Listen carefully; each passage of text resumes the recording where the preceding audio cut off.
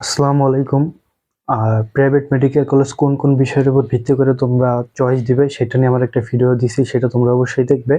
আজকের ভিডিওতে আমি বলবো যে প্রাইভেট মেডিকেল কলেজের কোন সিরিয়ালে কোন প্রাইভেট মেডিকেল কলেজ তোমরা চয়েস দিতে পারো। তোমরা অনেকেই টেনশন আছো যে তোমাদের সিরিয়াল অনুযায়ী কোন প্রাইভেট মেডিকেল কলেজ চয়েস দিবে। তো আমি ভিডিওতে একটা প্রেজেন্টেশন তৈরি করছি কোন সিরিয়ালের জন্য কোন প্রাইভেট মেডিকেল কলেজ বেস্ট হবে। তো আজকে আমি সেটা নিয়ে কথা বলবো। তো চলে আসি মেইন ভিডিওতে।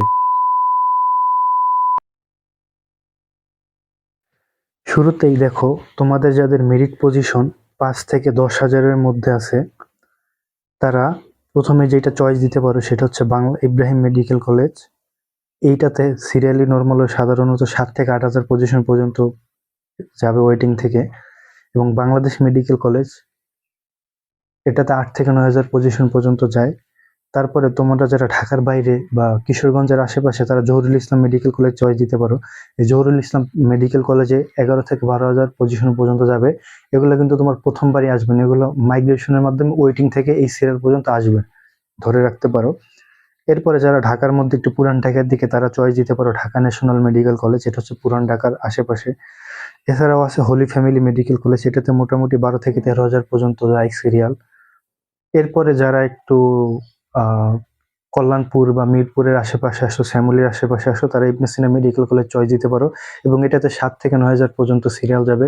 ইবনে সিনা মেডিকেল কলেজের সিট অনেক কম, সেহেতু এটা বেশি দূরে এটা সিরিয়াল যায় না।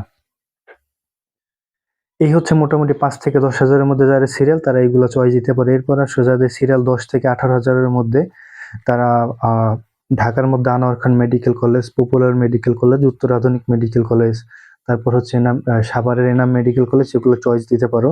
তো এর মধ্যে হচ্ছে আরো আছে জালালাবাদ রাগিব রাবেয়া মেডিকেল কলেজ, যাদের বাসা সিলেট, এবং যাদের বাসা চট্টগ্রাম, তারা চট্টগ্রাম মা ও শিশু মেডিকেল কলেজ চয়েস দিতে পারে। এগুলো আসলে খুব ভালো মেডিকেল কলেজ। এইগুলাতে সিরিয়াল কখনো কখনো 20 হাজার পর্যন্ত যায়। এটা আসলে প্রতিবার স্টুডেন্ট কত সংখ্যক পাস করছে, কত সংখ্যক প্রাইভেট মেডিকেল কলেজে ভর্তি হবে সেটার উপর ডিপেন্ড করে। তো আমি মোটামুটি একটা ধারণা দেওয়ার চেষ্টা করতেছি যে কত সিরিয়াল পর্যন্ত যেতে পারে। তো তোমাদের যাদের সিরিয়াল এই অনুযায়ী, তারা এগুলো চয়েস করতে পারো। অবশ্যই তোমাদের বাসার কাছে যে মেডিকেল কলেজগুলো, সেগুলো তোমরা চয়েস দিবে। এরপর আসো যাদের মেরিট পজিশন 18 থেকে 22 হাজারের মধ্যে, তারা ঢাকার মধ্যে উত্তর Adhunik medical college, Enam medical college, green life medical college, popular medical college, community based medical college, Mymensingh, যারা ময়মনসিংহের আশেপাশে থাকতে চাও বা সেখানে বসে, তারা এটা চয়েস দিতে পারো। ছাড়া ঢাকার মিরপুরে ডেল্টা মেডিকেল কলেজে চয়েস দিতে, এখানে দেখবা যে উত্তর আধুনিক মেডিকেল কলেজ, তারপর হচ্ছে তোমার এনাম মেডিকেল কলেজ। এটা কিন্তু একটু আগে আমি রাখছিলাম সিরিয়াল 10 থেকে 18 হাজারের মধ্যে, কারণ হচ্ছে এগুলো প্রতিবার ভেরি করে। কোনো কোনো বছর 18 হাজার সিরিয়াল পর্যন্ত যায় এবং কোনো কোনো বছর 22 হাজার সিরিয়াল পর্যন্ত যায়। তো উত্তর আধুনিক মেডিকেল কলেজে অনেক সিট, এই জন্য একটু বেশি দূর পর্যন্ত সিরিয়াল টানে ওয়েটিং থেকে।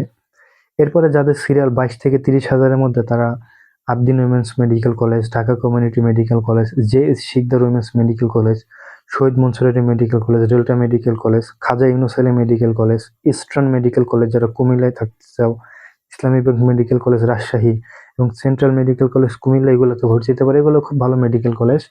তোমাদের যাদের বাসা এগুলোর পাশাপাশি বা কাছাকাছি, এবং যাদের সিরিয়াল 22 থেকে 30 হাজারের মধ্যে, তারা এগুলো চয়েস দিতে পারো।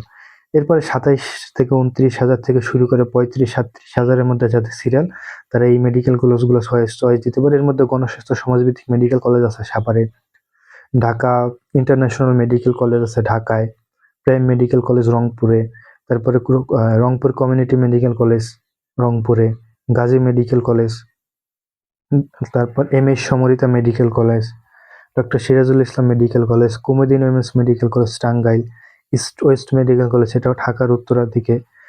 তারপর শাহাবুদ্দিন মেডিকেল কলেজ আছে ঢাকার সাভারে, বসুন্ধরা আদ্দিন মেডিকেল কলেজ ঢাকার মধ্যেই, সিলেট উইমেন্স মেডিকেল কলেজ সিলেটে, BCG trust medical college, Tairunnessa medical college, এগুলো তোমরা চয়েস দিতে পারো। এরপর আসলে যাদের সিরিয়াল 35 হাজারেরও উপরে, তারা এই মেডিকেল কলেজগুলো চয়েস দিতে পারো। Marine city medical college, US Bangla medical college, Bikrampur Bhuiyan medical college, Monoj Sikdar medical college, Ad-din Akij medical college, north east.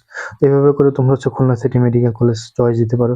তো এখানে এরকম না যে তোমাদের এই সিরিয়াল হলে এই মেডিকেল কলেজগুলোই চয়েস দিতে হবে।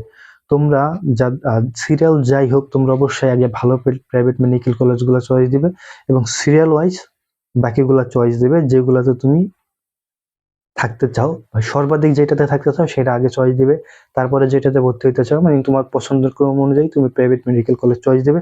তবে আমি যেটা বললাম এই সিরিয়ালের মধ্যে এই প্রাইভেট মেডিকেল কলেজগুলাই আসার সম্ভাবনা বেশি, এবং এই সিরিয়ালের মধ্যে এই প্রাইভেট মেডিকেল কলেজগুলাই মোটামুটি আসে প্রত্যেকবার, আমি এটা এক্সপেরিয়েন্স থেকে বলতেছি।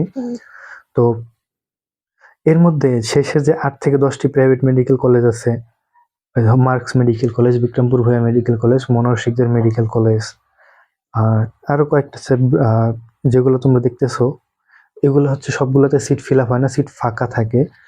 কারণ হচ্ছে শেষ পর্যায়ে সব স্টুডেন্ট ভর্তি হয় না, তো কিছু কিছু ক্ষেত্রে সিট ফাঁকা থাকে। তো এইসব ক্ষেত্রে তোমরা কিছু কম টাকায় ভর্তি হইতে পারো, চাইলে এগুলোতে কথা বলে নেওয়া ভর্তির সময়, তাহলে আশা করি তোমাদের উপকার হবে।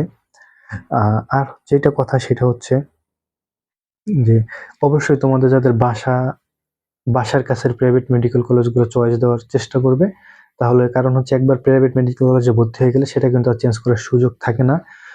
শুধুমাত্র তুমি যদি মাইগ্রেশন করো, মাইগ্রেশনের মাধ্যমে চেঞ্জ করতে পারবে, এছাড়া আর কোনো প্রাইভেট মেডিকেল কলেজ চেঞ্জ করার কোনো সুযোগ নাই। আশা করি এই ভিডিওটা থেকে তোমাদের উপকার হবে।